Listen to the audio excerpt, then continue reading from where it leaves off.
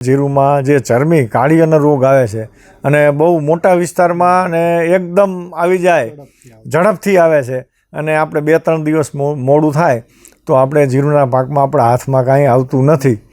તો ચરમી માટે આપણે શરૂઆતથી જ સાવચેતી અથવા પગલાં પાકસના ભરી તો આપણે જીરુનો પાક સફળતાપૂર્વક લઈ શકીએ.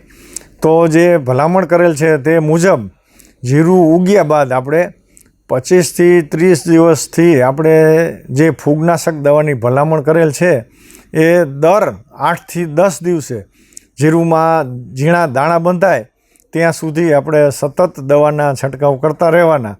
તેમાં ખાસ કરીને જે ભલામણ કરેલ છે એમાં આપણે મેન્કોઝેબ 10 લીટર પાણીમાં આપણે જે ખાસ ભલામણ છે 27 ગ્રામની, એટલે 15 લીટરનો પંપ આવતો હોય તો આપણે 40 ગ્રામ પ્રમાણે દવાનો છંટકાવ કરવો.